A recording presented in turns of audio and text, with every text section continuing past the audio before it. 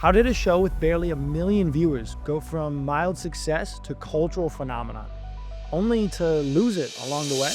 From the very first shot of Breaking Bad, people were hooked. While the pilot didn't receive the best viewership numbers, it made up for it with its critics' score. It quickly became the show to watch on television, with the opening image being hailed as one of the most iconic shots in television history. The pilot episode is actually one of the highest rated pilot episodes of all time.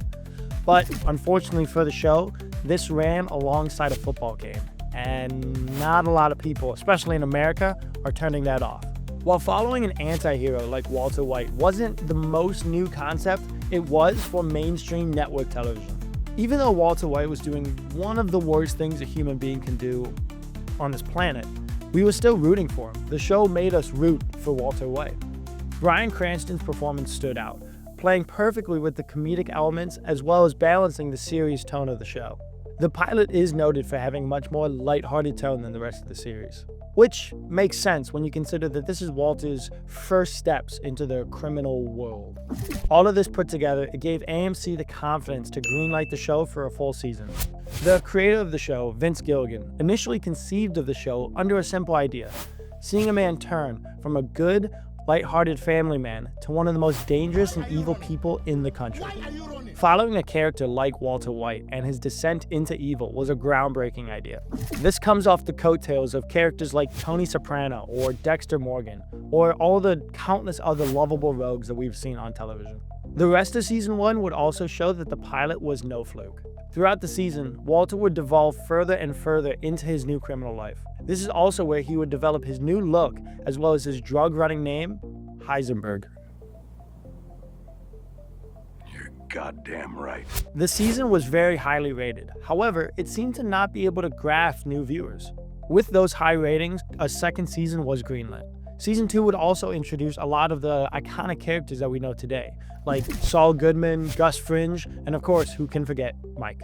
These characters would launch the story into an entirely new level, continuing the trend from season 1 of sharp writing and thought-out character arcs.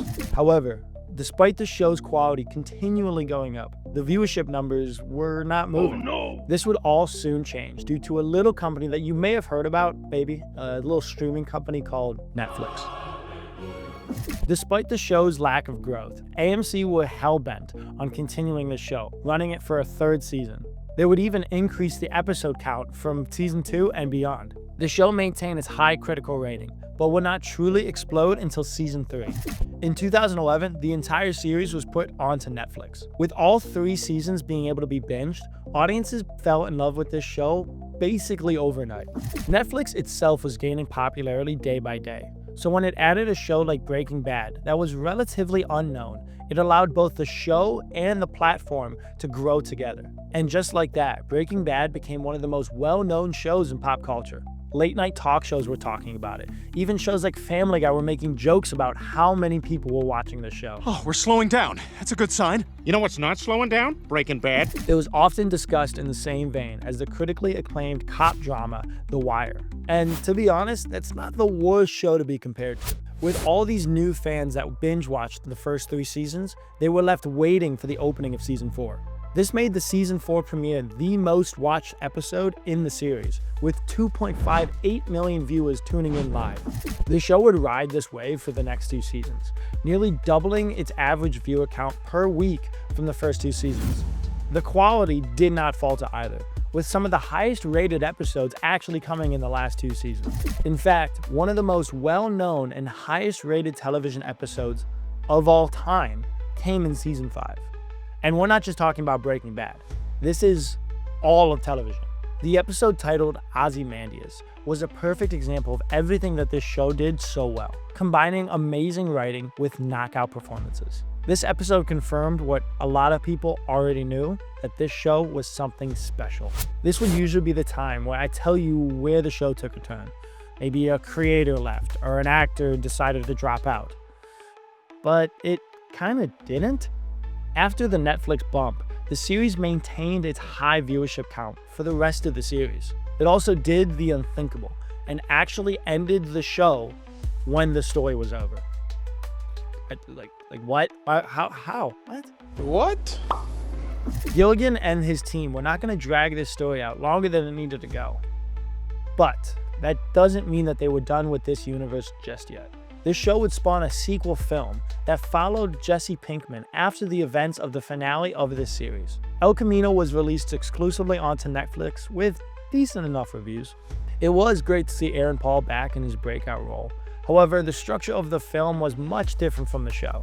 This meant that many people felt that the movie was just a higher budgeted, longer episode of the series. Following El Camino, a television prequel series was also developed by Gilligan.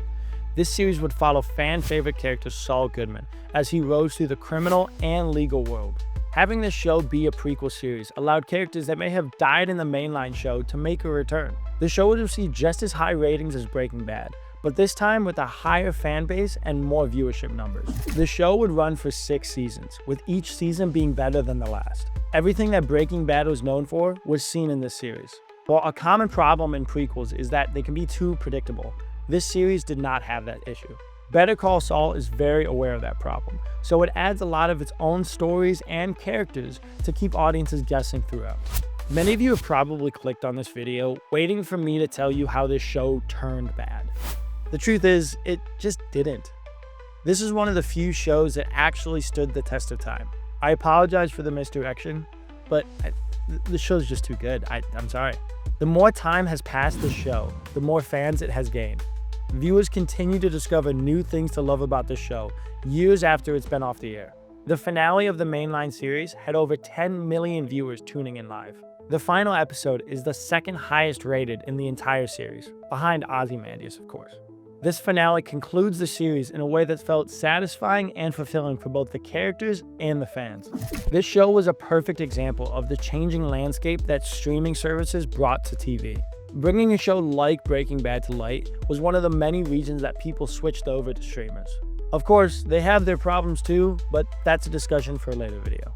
Breaking Bad remains as one of the best television series of all time, paving the way for networks to take chances on longer form narratives, as well as cementing its legacy as truly legendary. When did you start watching Breaking Bad? Were you one of the millions that found it on Netflix? Let us know in the comments down below. Thank you for watching, and be sure to come back for more insights on your favorite movies and TV shows.